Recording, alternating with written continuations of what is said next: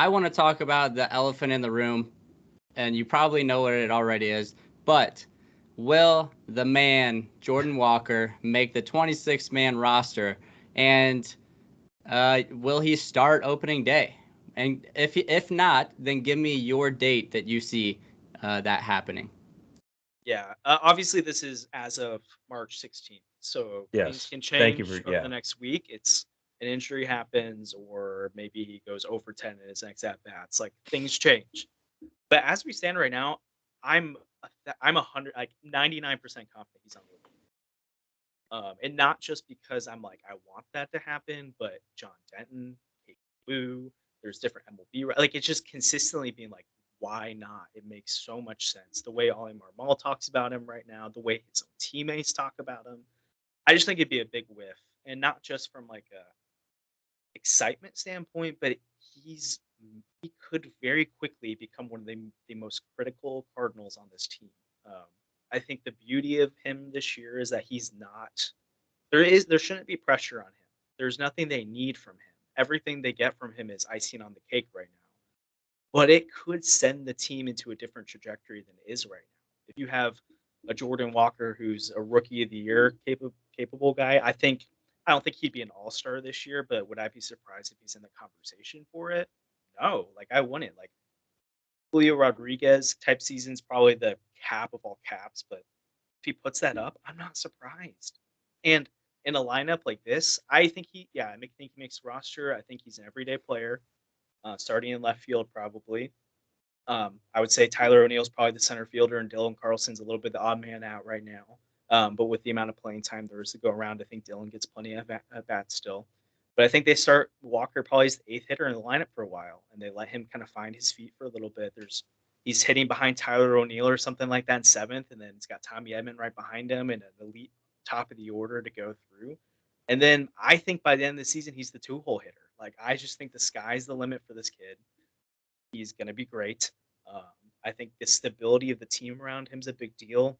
Uh, I actually kind of think if the team was in a position that it was a few years ago where there wasn't a lot of quality options, it would honestly kind of make sense to send him into AAA for a little bit to make sure he's ready, because you don't want to have him come up as the five-hole hitter where you need something from him and then he fails and then everyone's pissed off at him and frustrated and giving up on him. Let him just play. And coming into spring training, he's had all this pressure on him, and I think he's just hit a grand slam with the spring training. Like I don't know if anyone would have expected this out of him. And then the way he carries himself too, like this kid's the real deal. And I think it's easy to pull the Dylan Carlson comparison or something like that and say we've seen this before, but this is a top prospect in baseball talent. This is a guy that could be a superstar, not a really good player like Dylan Carlson could be. And Yeah, so, yeah, go jump in.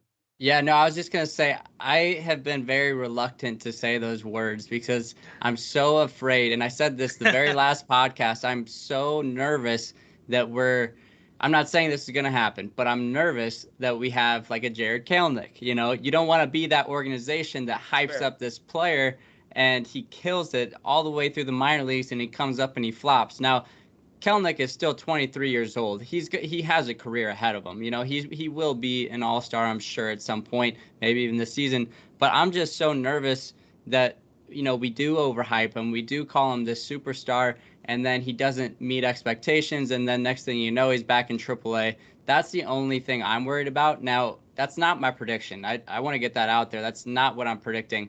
But I don't know. I've just been very reluctant this whole time, and I don't know. I personally, and I don't know if where Andy stands, so we'll get Andy's thoughts also. But personally, I see Walker starting the season in AAA. They tell him, "Hey man, just do your thing, and you'll be up before you know it." And he's got that mature attitude where he's not going to take that slap in the face.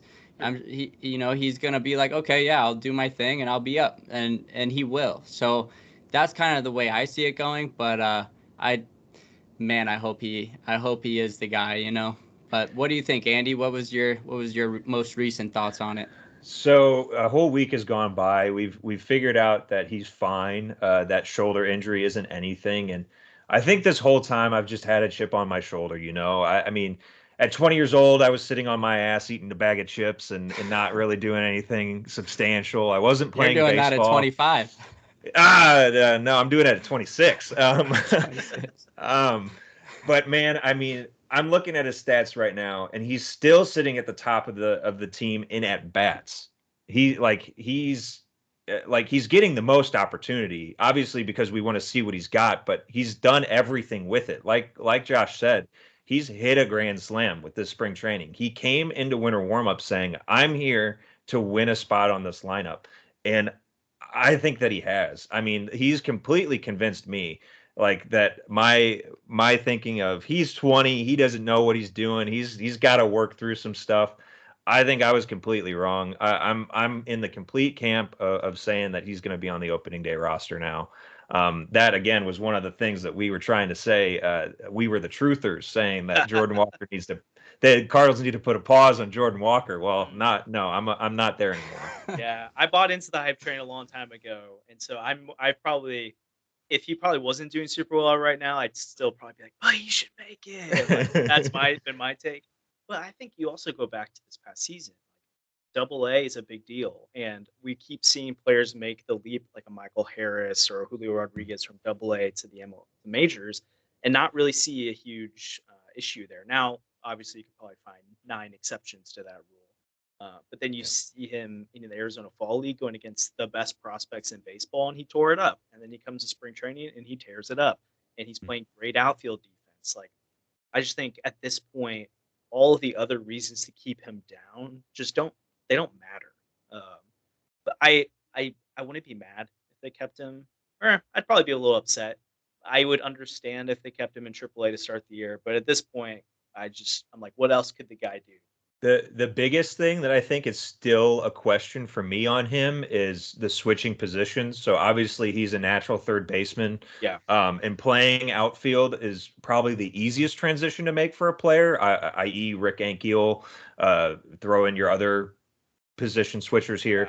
But I mean, playing in a big league ballpark's different. The dimensions are different. And I think he would adapt quickly. Obviously, he's adapt quickly to everything. He's hitting first pitch fastballs off of Garrett Cole. Yeah. But I think that's still the biggest thing that I'm worried about is that transition might take a minute. But if it takes April, put him on the roster. Yeah, and the main thing too is they've been putting Juan Yepes out there. Yeah. So if they're gonna be like he's not ready to play, then I'm like, I better not see Yepes out there. That dude is never gonna. Burleson too. I mean, Burleson's making diving catches. Yepes played in the outfield a little bit last year. Yeah. I think that the learning curve is a little bit larger there, for sure. And so if they want him to go down, get seasoned a little bit, that defense a little bit hitting, I understand. But I just think they could start off the season with a bang, and they've got a pretty tough schedule to start the year too. Why not bring your best guy out there and see what he does? Mm-hmm.